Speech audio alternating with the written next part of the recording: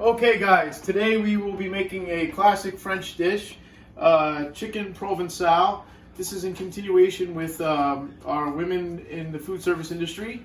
Chicken Provencal recipe was part of one of Julia Child's recipes.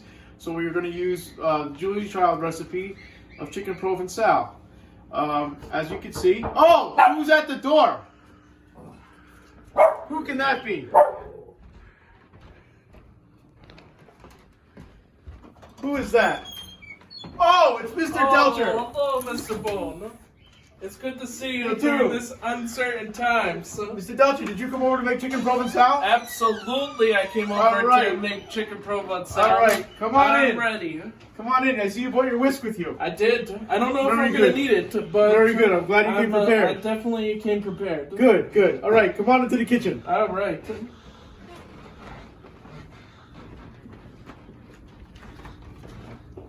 All right, so let's wash our hands first.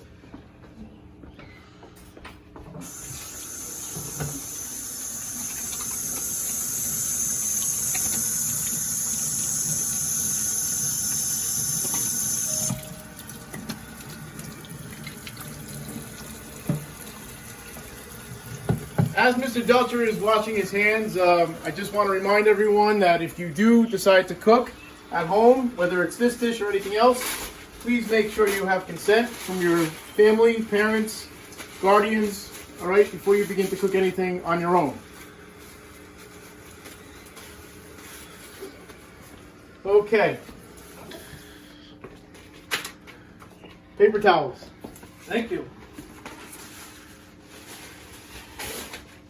So, this is our mise en place over here. Remember, mise en place means we have to have everything organized. Okay, so everything that is on the menu, on the recipe, is right over here. All right, and we are going to start with the chicken breast. Now, Mr. Boon. Yes, Mr. Delcher. That looks like a whole chicken. Yes. Is it? These are called random chicken breasts. They're different sizes. These are two breasts, whole breasts. Each side of a breast is called a lobe. Okay? So, I'm Very gonna put on my gloves. interesting.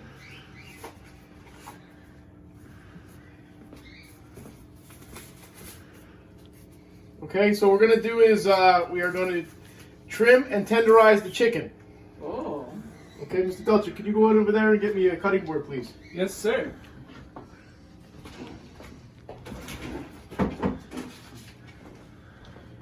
Good. Okay, so you take the chicken. Chicken has been defrosted, and we are going to remove all the fat. Why are we going to remove all the fat, Mr. Boon? We don't want to eat the fat. Okay, so we take the fat off, take the chicken skin off, and then you're going to cut the chicken, okay, like this. This part is going to get discarded, or if you were making stock, you could also use it in order to make your chicken stock, but we're going to discard it. Okay, being the breasts that they are rather large, I say this is probably between an 8 and a 10 ounce breast, we're going to get multiple breasts out of one lobe. Okay, so how do we do that? We're going to cut it like this.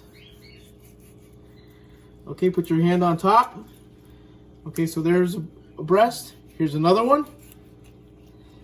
Now, Mr. Boon, yes. How do you make sure that you don't cut yourself while you cut like that? I want to try to lay my hand on top, and I want to cut very slowly, bringing the knife back and forth as you are cutting. Okay? And one more time.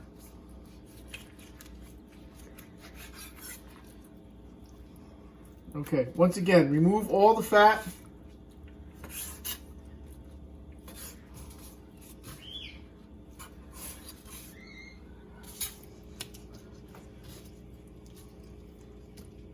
Okay, so we're just going to go with two lobes, which as you can see gave us 6 pieces. Wow, that's a lot of chicken. It is. It is. Okay, we'll put that in a bowl for now. All right, now before you go ahead and tenderize the chicken with our mallet, all right, what you want to do is you want to make sure you get a piece of plastic and cover the chicken with plastic wrap. Okay, so the plastic wrap is located right over here. Why would we do that, Mr. Boone? Why can't we just pound it without the plastic wrap? We put the plastic wrap on because we don't want the chicken particles to go flying all over the kitchen, all right, which eventually will cause salmonella. Okay? That's a good... Okay. I did not know that, and that's a good idea. All right, so we take our piece of plastic, we put it on top. All right, we're going to use the side of the mallet with the teeth. All right, and we're going to begin to tenderize. You can put multiple breasts on at the same time. And the reason why we tenderize is because we want the breast to be the same thickness from one end of the breast to the other.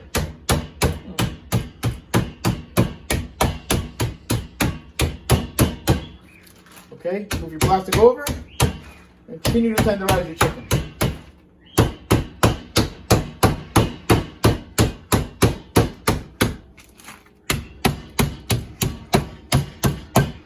Okay. All right, now,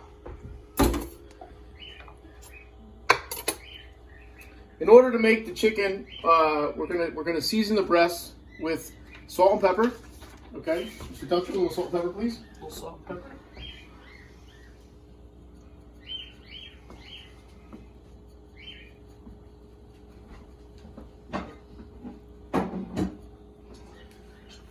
While Mr. Delcher is doing that, I'm going to heat up my non-stick saute pan.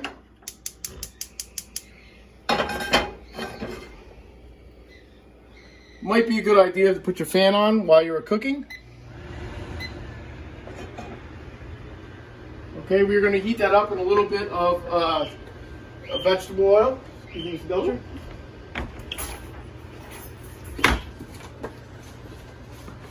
Okay.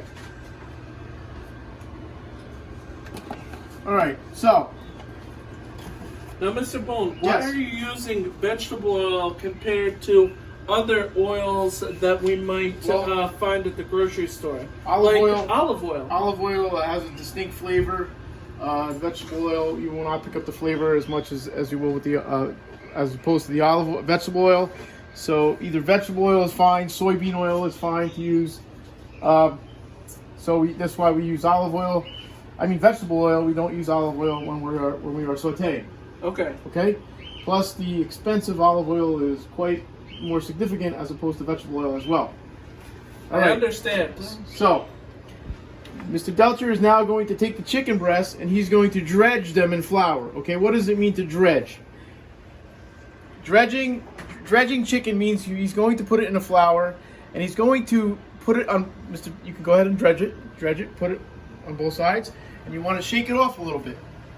Okay, so now the chicken is dredging. You're gonna put that on a plate, Mr. Delcher, because the oil is not heated up yet. Okay, so put your breast right over here. Okay, so as Mr. Delcher is dredging the breast, I'm going to start with the tomatoes. Okay, tomato concasse is what I am going to demonstrate. Okay, so we take our tomatoes. Okay. Now, what does it mean to concasse? What does concasse mean? Okay, so in order to concasse, you take your tomato, and you're going to put a little X in the bottom of the tomato. Okay? So you're going to score the tomato like this. Put a little X in here, little X in here. Okay? I'm going to do that to all 3 tomatoes.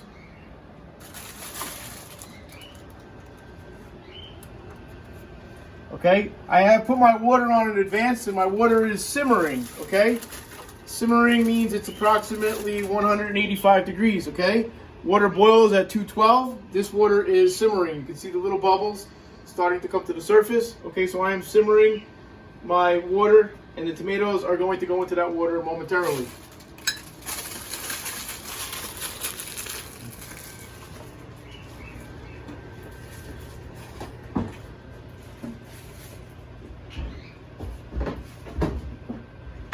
So, when I put the tomatoes into the boiling water or simmering water, okay, I'm going to put them in for approximately 30 seconds. All right, 3 tomatoes are going in.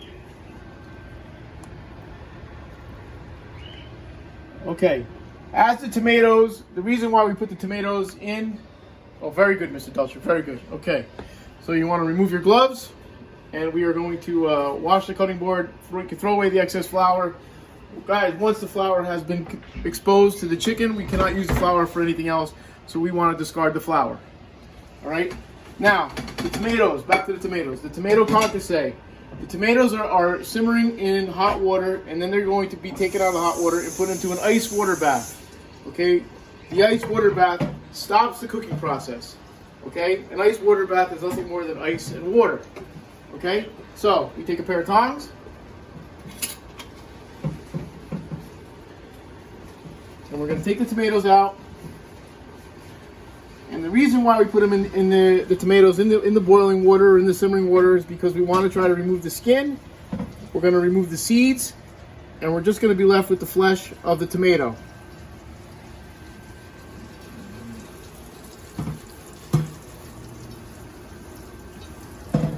Okay, so tomatoes are coming out, going into the ice water.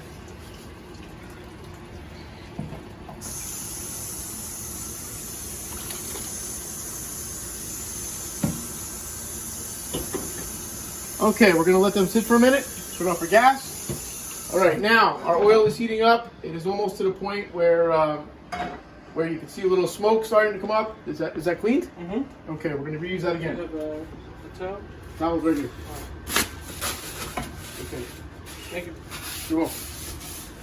All right, tomatoes are now in the ice bath. I'm going to remove them, and I'm going to show everyone how to concasse a tomato. All right, in the meantime, Mr. Delcher is going to saute off the chicken breast.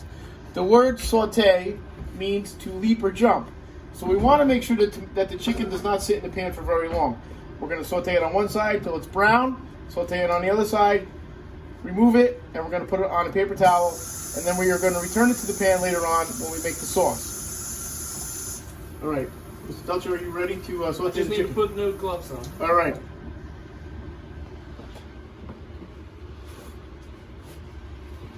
Here you go. Thank you, Mr. Boon. You're welcome. Okay, so you're gonna come over here. Pair of tongs for you. Okay, so you're gonna pick it up like this.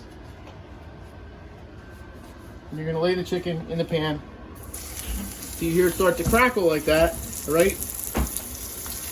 And you're gonna brown off both sides of the chicken breast, and then we're gonna put them on a paper towel so the fat goes into the towel, and we're left with the fully cooked chicken. You got it. All right?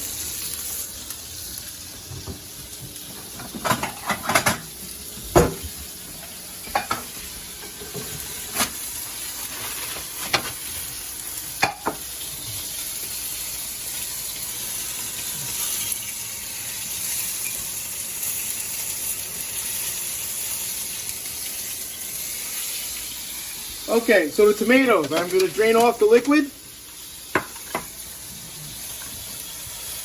All right, I'm going to get a small paring knife. Okay, here I have a small paring knife. You see where my X's are? I'm going to remove the skin. See how nice and easily it comes off? That's because the tomato was in the ice, in the hot water, and the skin is coming off very easily. Mr. Boon, Yes. Is that brown enough? Or A little bit longer. All right. Okay, so I'm removing the skin.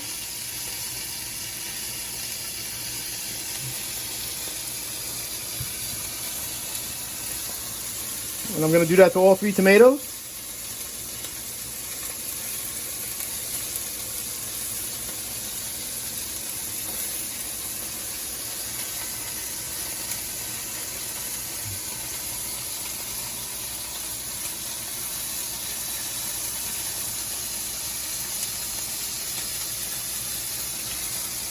Okay, you can always put a bowl out as well for your garbage. Okay, because you don't want to keep going and opening up the drawer, putting everything in the garbage, opening up the cabinet. So maybe you should have a little bowl. It's a good idea to have a little bowl out so you can put your garbage in a bowl and then discard it once you are done. Or you can compost it. Or you can compost it. Okay, so the skin has been removed. I'm going to take my tomato now and I'm going to cut it into 4 pieces.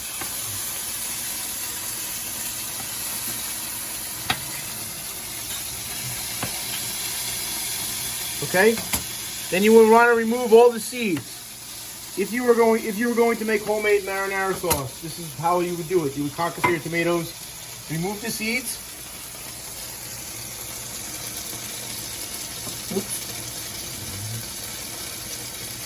Okay. After I remove the seeds, we are going to dice the tomatoes and then utilize them in our dish. Those are good, Mr. Delcher. You can remove those now. I just flipped this one. This one's kind of done. I think that little one is probably done by now. So where do I put that on the paper towel? On the paper towel.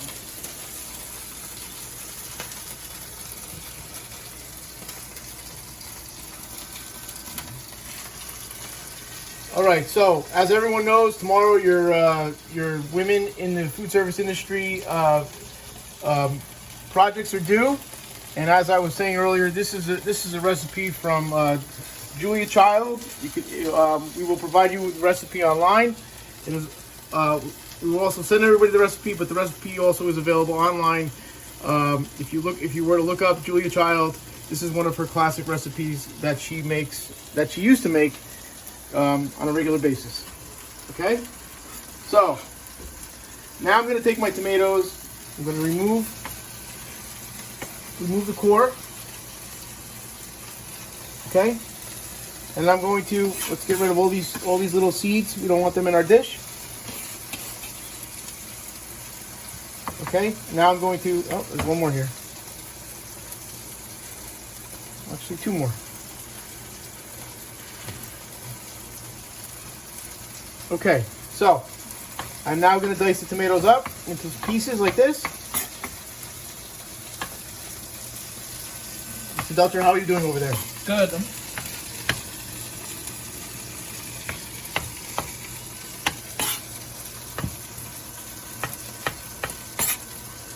Okay, as we are determining how long we are going to be home for, we are going to make other dishes as well. So following this demonstration, there will also be follow-up questions for each of you guys to look at and answer based on what we are doing today.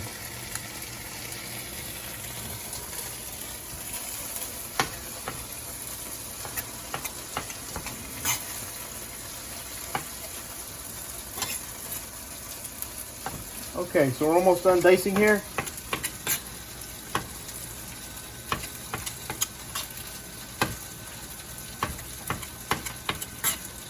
Mr. Delcher, what else is in that recipe that we still have to do?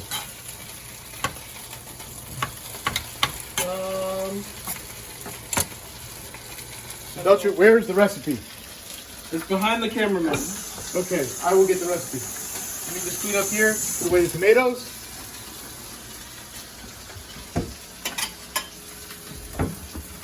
All right, so some of our other mise en place. We still need to do 1 large chopped onion, garlic, red pepper flakes. We have to get some herbs, fresh thyme.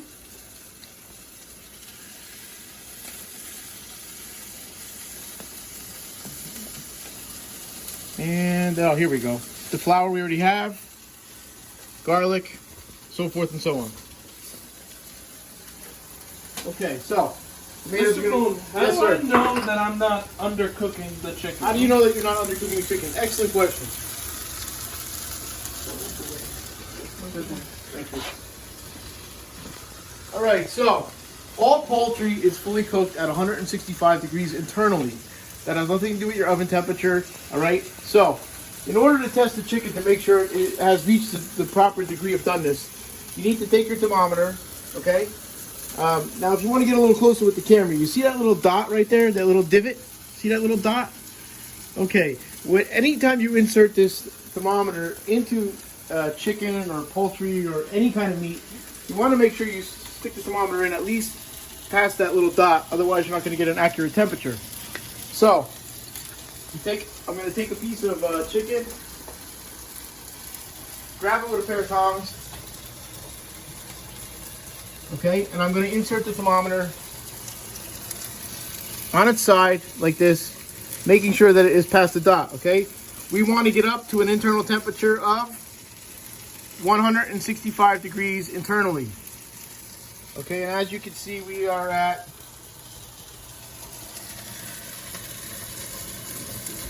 almost at 160 right now. All right, and this is going to get reheated again as well, but all poultry is fully cooked at 165 degrees internal temperature. Okay, after you test anything with your thermometer, you want to make sure you rinse off or wash your thermometer. Otherwise, if something raw was on here and you went to take a temperature of something else, you're going to cross-contaminate your product. Okay, so you make sure to wash it off.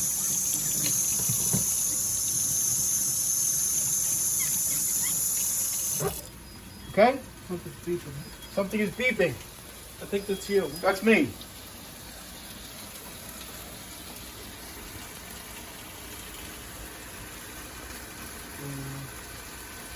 Okay, so rinse off my hands. Take the tomatoes, and we're going to put them in the bowl. And I'm going to clean up my area.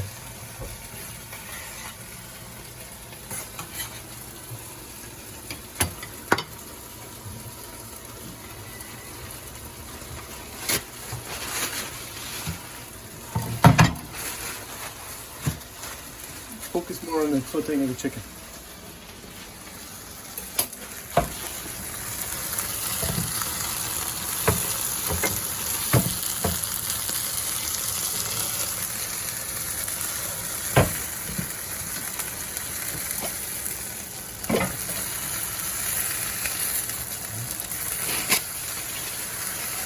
This Delcher has a nice golden brown color there, right?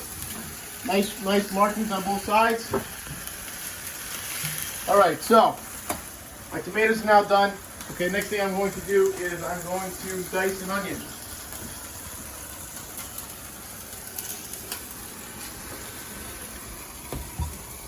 Now, Mr. Boon. Yes, Mr. Delcher. Now, as the chicken continues to cook in the pan, do you advise that we add more oil? Sometimes I've seen other people add more oil as we cook chicken. You might have to. In fact, you're getting a little bit dry there, so maybe.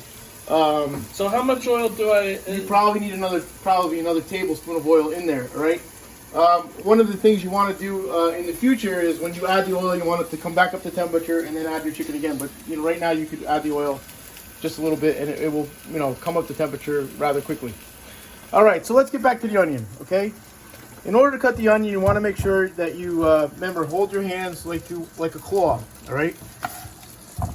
Remove the top and the bottom of the onion. I usually put a little slit in it, okay? Remove the peel. All right, again, the peel can be used for compost. We're going to put that in our bowl for our compost or just to discard it. Okay, so this goes in over here. Okay, now dicing the onion. You want it anytime you have a round object, you want to make sure that you make it into a flat object, or make it so it's not hazardous in order to cut it. So we're going to cut the onion in half. Okay. Now I've taught this in school. For you guys, if you don't remember, all right, how do we properly dice an onion? It's three steps. The first step is obviously to cut the onion in half. Okay, then you want to put little slits in the onion like this. When I put my slits in, I do not go from one end of the onion to the other. I'm putting a little slit in, leaving a little bit of space at the end so it all holds together. So I put my slits in, then I go this way. Okay? And then I go down again. And as you can see, it's almost already diced for me. Okay? And I want to do the same thing for the other one. Okay? Slits.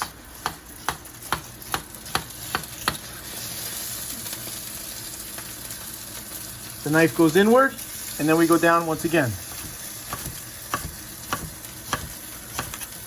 Okay? So, 90% of my job is already done. Okay, I just want to give it a little bit of a rush chop.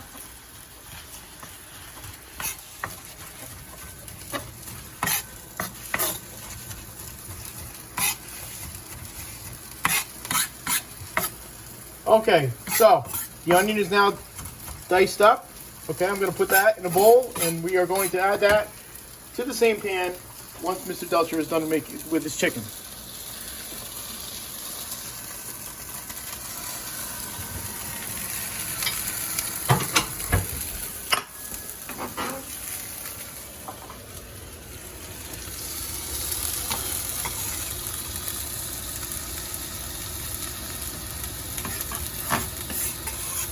I think it's gonna be tasty. Guys, another trick that you know I want to go over again too is the garlic. The garlic. I need 2 cloves of garlic. Okay. The easiest way to take the garlic out of its skin. All right. I'm gonna cut off the top. All right. I'm gonna do the whole bulb just to demonstrate. All right. But the easiest way to do it is you take your bulb, you cut off the top piece, and you want to stick it in a microwave for no more than 15 seconds. Why in the microwave, Mr. Bull? The microwave is going to make it easier to remove the skin because of the heat that it is generating right now. I never knew that, so. Okay. Don't touch me. Oh, I touched you. Coronavirus. Okay, so take the garlic out. All right, be careful. It might be a little hot. And you can see how easily the pieces pop right out. See that? Much easier than trying to get them out without putting it in the microwave. Okay? I only need a few cloves, so I'm going to put the rest off to the side. Okay? And again, I've demonstrated this in school, but let's reiterate. You take your garlic, you take the side of your knife, make sure your handle is on the edge of the at the edge of the cutting board. And you want to smash it. Oh my god. Smash. Okay? Alright, and then we're going to finally chop it up. You see how easy that is?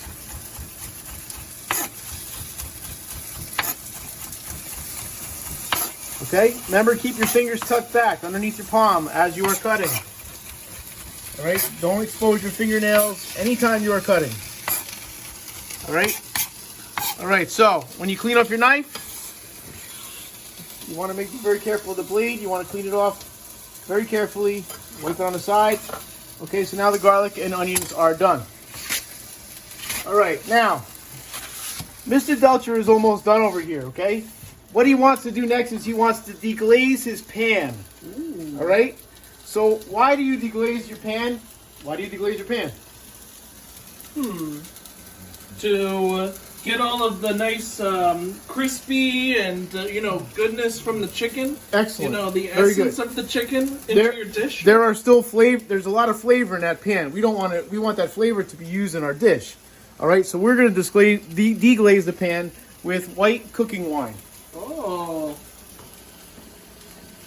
Now, Mr. Boone, what if my mom says I can't use cooking wine? If you can't use cooking wine, or if you don't have cooking wine, okay, this I bought at the grocery store. You do not need to go to a liquor store for this. They sell this at the grocery store. It has a small percentage of alcohol in it. The difference between cooking wine and regular white wine is this contains sulfides or sodium, or basically salt. Okay, so. All right, and if you don't have it at home, as Mr. Delcher was indicating, you could just use stock. I mean, you're not going to get the same flavor, obviously, but you could just use chicken stock, and it'll work similarly. All right, you will still be able to deglaze the pan using the stock as your liquid instead of using the white cooking wine.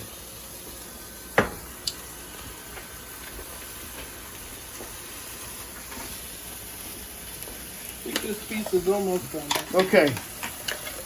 All right, so I am going to take, once Mr. Delcher is finished, I am going to take 2/3 of a cup of wine, and again, we will put the recipe out for everyone to see. Okay. Give me 1 second. Okay, you got it. While Mr. Delcher is finishing up, this recipe also calls for anchovies. Okay, so Mr. Boone's gonna put some gloves on before I open up the anchovies. Now, Mr. Boone, Yes. What aisle of the grocery store am I going to find anchovies? It's not something I've typically ever bought before. Okay, the anchovies are usually located in the pasta aisle. Okay, pastas maybe in the international cuisine aisle as well. All right. So we're going to take out 6 anchovies. And again, if you don't want to use the anchovies, you don't have to, but it is part of the recipe. Okay, so I have my anchovies right here. All right. Okay, Mr. Delcher is done. You're going to lower your gas. Lower your gas a little bit. To what? Low? To medium low. All right. One of the things you want to be very careful is if when you're really not supposed to add this over the pan while it is hot, because let's say the alcohol content in here ignites the flame. All right. That's why I told Mr. Delcher to keep it on rather low. But if this alcohol ignites, it's also going to ignite the bottle, and the bottle is going to explode in his hand. We don't want that. That's not good, huh? So we're going to pour it in here first. Make for a good video. Okay. We're going to pour it in. All right. Now, these tongs that we're using have a little bit of rubber on the bottom because this is a non-stick pan. We don't want to scratch our pan with the metal tongs. That's why this one, there you go. You're going to start to move that around. And you're going to see, now this is what is called deglazing. Okay, he's deglazing his pan. Getting all the nooks and little flavor out of everything. Very good. All right, now, as you can see, the wine has now changed color. It's picking up the flavors from the pan. All right. So, to the pan, we are going to now add the onions and the garlic. Okay. Now, obviously, these are not going to be sauteed because we already have stock in the pan. I'm sorry, wine in the pan. All right. So, Mr. Delcher, you can add the onions and you can also add the garlic now. The whole bowl? The whole bowl.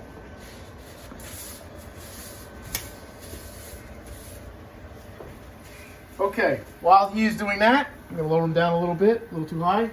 I'm going to mince up the anchovies.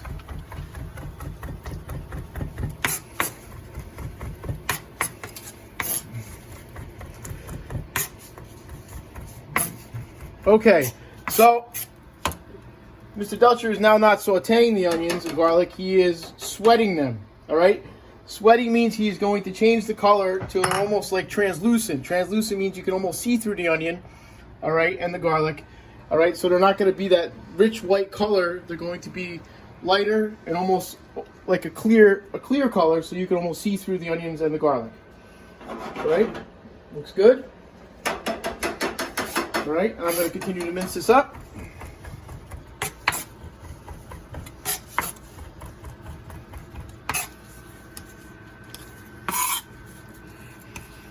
Okay, and once again, we'll put that off to the side.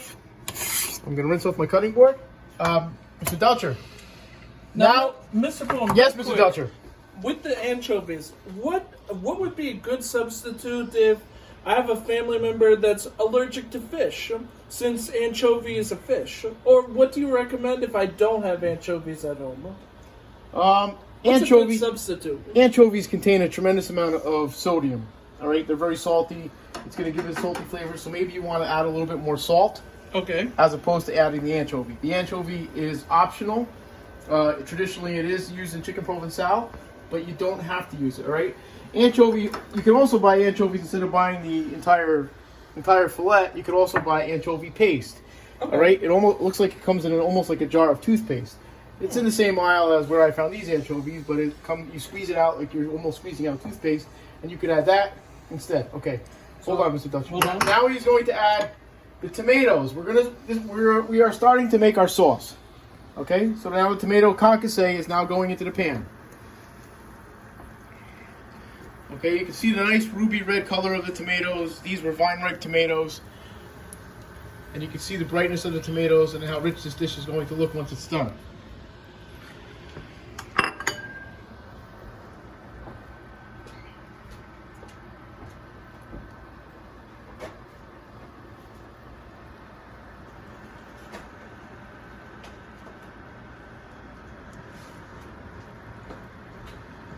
Okay, some more ingredients. All right, so Mr. Delcher, you're going to let that simmer. You're just going to let it sit there and let it simmer, okay? Alrighty. In the meantime, we are going to add some red pepper flakes, some herbs de Provence, and also a couple sprigs of fresh thyme. Okay, actually we're gonna add the thyme right now. Okay.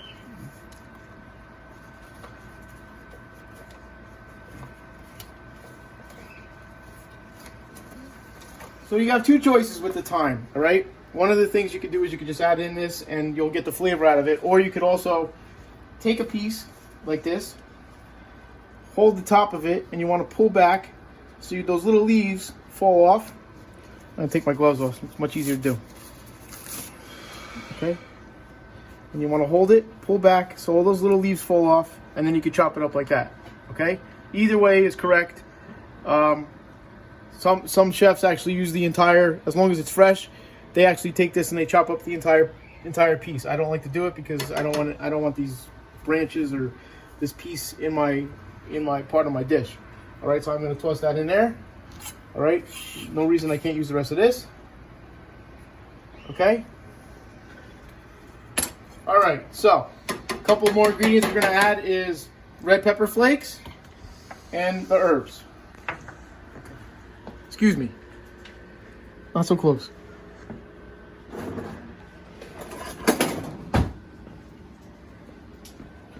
Delcher, you can open that. Alrighty.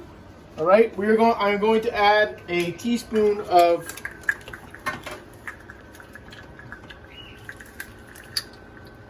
one teaspoon of red pepper flakes.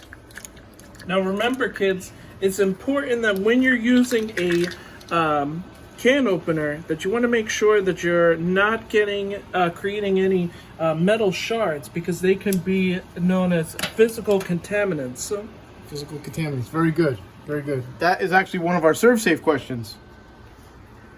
Okay, so we're going to add this in. Okay.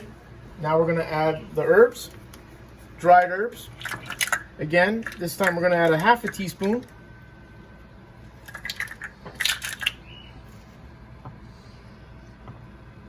Okay. Okay, put the lid on that, put it off to the side.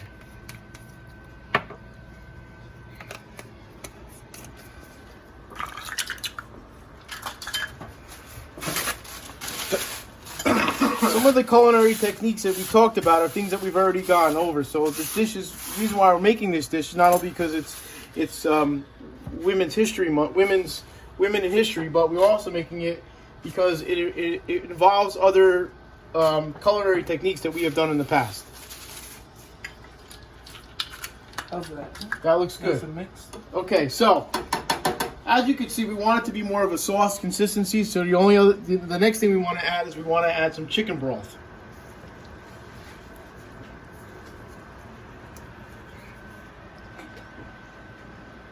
Okay, Mr. Delcher, I have another can for you to open. Black olives. Okay.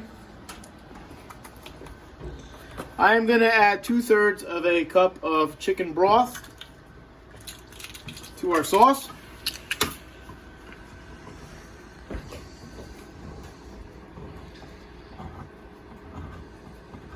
Okay, there's 1/3 and 2/3.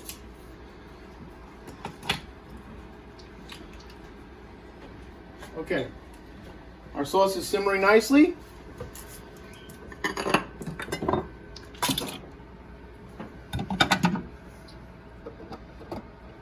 Okay, I'm going to add approximately a dozen black olives. They need to be sliced.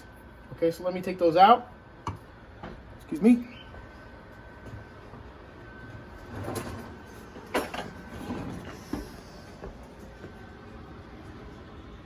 Okay, we just want the olives, we don't want the juice. Now, Mr. Boone, is it okay for me to buy a can of already pre-sliced? Yes, it is. Yes, it is. Olives? I was trying to save some money, so I bought the ones that I have to slice myself. But yes, it is. Okay. All right. Now, at this point, you could also add the anchovies. Put them in. You can see the nice richness of that sauce starting to come together. Thank you. All right. No, it's looking beautiful. It is. It is. All right. Mr. Delcher, what have you been doing with your free time being away from school? Well, although we are closed, I still have to go in and take care of all of the animals. So I've been going in a couple days each week or this week to make sure that they're healthy and safe. I've also been binge watching a lot of videos or TV shows on the streaming services. So, Good. Like what? like what? Yeah. Like what? So one of the ones that I really like that I'm watching right now is called Psych. It used to be an old TV show that was on the USA Network. It's about two guys that go around solving crimes, and the one guy pretends to be a psychic. That's fun. It's hilarious. It's hilarious. It's a funny show. And what is that on? What station? So Netflix? I've been streaming it through Amazon Prime. Amazon Prime. So if you have Amazon Prime, there's a lot of other Amazon Video. There's a lot of stuff that's not on Netflix or not on Hulu. Okay. I've watched the same baseball game on the MLB Network 3 times now. And the score's the same every time. Okay. And so far since I've been home, the Yankees are 5-0 on Yankee Classics. We're on a hot streak. Alright. Isn't there food? Yes. Okay, back to the recipe. All right. Now you notice I put the olives on my left side because I'm right-handed, okay? I want to feed the olives, bring them towards me as I'm cutting them. So I grab the olive and I want to slice it like this. It's much easier to put them on my left side because I have the knife in my right hand because I am a righty. Okay, again, keep your fingers tucked back.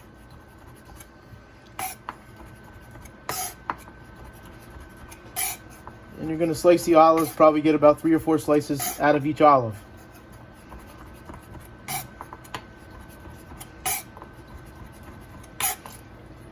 Okay, just like that. Okay, you want to lower your flame down a little bit, Mr. Delcher? Okay, so the only thing I have left to do is we're going to add the olives. We're going to add the tomato paste. What does the tomato paste do to our sauce, Mr. Delcher? Does it thicken it? It thickens it, right. It acts as a thickener, okay? What are some other thickeners that we use in the restaurant industry? Well, flour is a common thickener. Flour and butter is called a roux. Okay? A roux is nothing more than equal parts of flour and melted butter, okay? When you make a gravy, you always start out with a roux. All right? So, we're not going to use a roux in here. We're going to use the tomato paste because we have a tomato-based sauce. All right? So, when I add the tomato paste, right, and I'm going to add, I would say a little bit more than, probably almost 2 tablespoons here. All right? I'm going to add that in. And as Mr. Delcher starts to stir it up, you can see the sauce begin to thicken.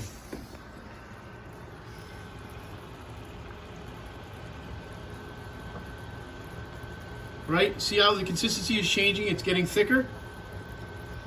Oh, I can even kind of feel it, Mr. Boon. All right. How does it smell? Delicious. Good. I can't wait to have lunch. Who were some other women Other in women? history? Besides Julia Child, Yeah. we have Martha Stewart, Kat Cora, and Miss Olivo. Hi. All right? Those are some other women in the food service industry.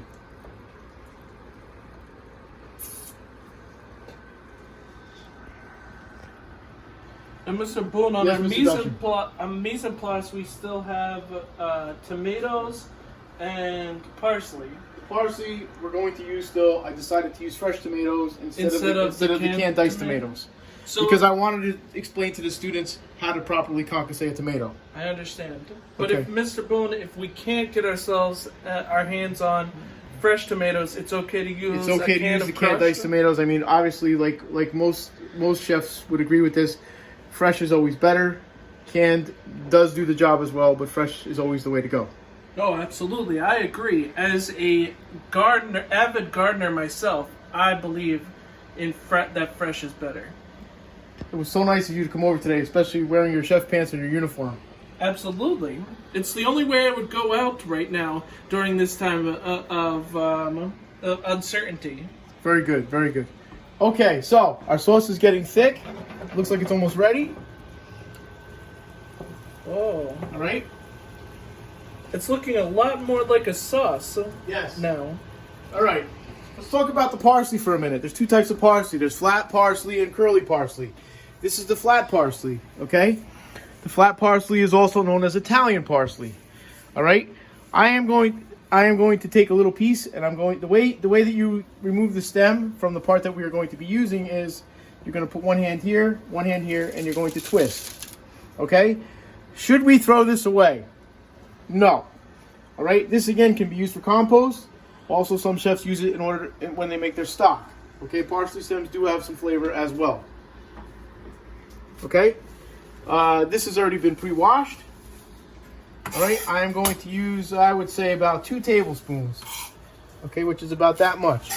Okay, put the rest off to the side. Okay, now I'm going to add my olives. And I think it's time for us to add that chicken back to the sauce, Mr. Delcher. Okay. So in order to do that, I'm going to get another pan over here. Okay. We're going to take the chicken breasts, put them in the pan, and we're going to pour the sauce over it. Okay. Okay? All right, and then I'm going to chop up the parsley in the meantime. Okay? Again, when you are cutting anything, you want to put the item you're cutting in the center of the cutting board, both feet on the ground, okay? Try to make it almost into a ball. Okay, make it into a ball like this. Little olive over here off to the side.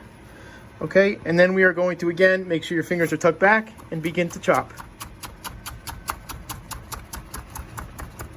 Okay. Mr. Boone, can I put the other chickens on top of it? Put them on top, yes. Put them on top. Yes, and then you're going to pour the sauce over the chicken.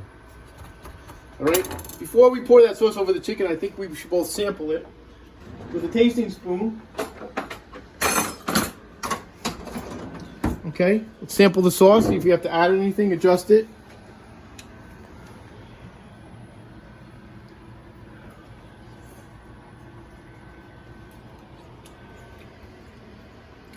Wow, good flavor. Excellent flavor. Got a little kick to it. Yes. I think you just put just enough red pepper flakes in there. Yeah, nice little kick to it. All right, so take your sauce, pour it over the chicken.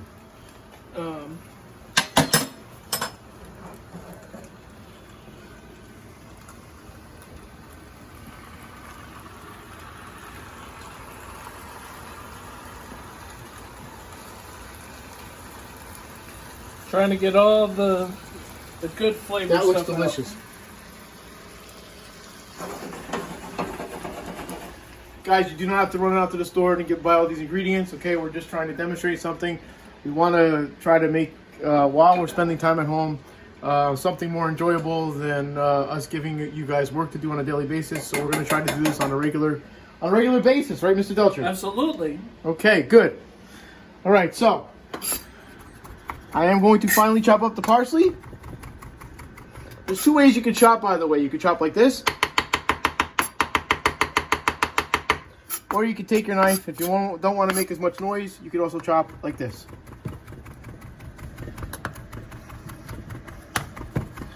Mr. Delcher, I noticed that your sauce consistency is getting a little bit thick. Okay. So what we're going to do is we're going to add a little bit more stock. Okay, did you sneeze? Okay. All right, so I'm going to add a little bit more stock because we want a little bit more sauce with that. Okay, so I think it's time to plate. Already? Already. Here, Mr. Boone, I know that you are the excellent plater that you are.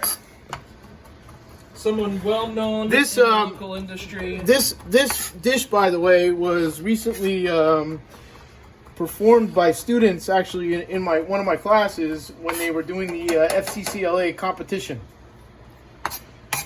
All right, that was about 2 weeks ago. So we're gonna get a nice white plate. All right, I like to use white plates because I think it shows up the color. All right, I know there's plates come in all different colors. Oh, thermometer. All right, let's talk about the thermometer since it just fell on the floor. When a thermometer falls on the floor, sometimes the calibration becomes off. All right. So there's two ways to calibrate a thermometer. All right. The first way to calibrate a thermometer is to put it in an ice water bath because water freezes at, Mr. Delcher? 32 degrees. 32 degrees, right? So if it was raining outside and the rain changed to snow, the air temperature would be Freeze 32 degrees. 32 degrees. Very good. Okay. The second way to test the thermometer for accuracy is to put it in boiling water, and water boils at. Calibrating thermometer is important. You should calibrate it maybe once every couple of days. Okay. If you don't calibrate it, you're not going to get an accurate temperature read on your item. So you're going to take two nice pieces of chicken out, Mr. Delcher, and we're going to put them on a pan. All right. I'm going to lower you down.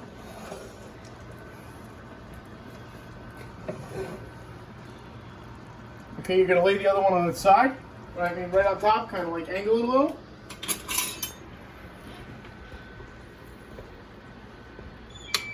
Oh, that looks delicious. Take some of our sauce.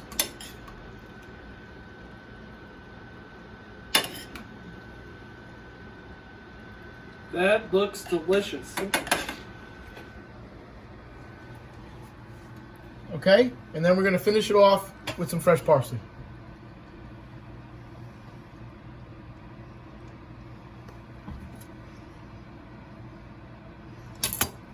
Wow, Mr. And there you have it, Chicken Provencal.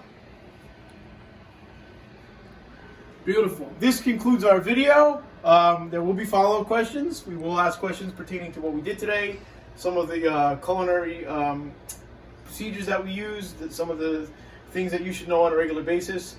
Mr. Delcher, anything else to add? I can't wait to taste it. Me neither. All right. Excellent job. Thank you very much, and there will be more videos to follow. See you again. Alright.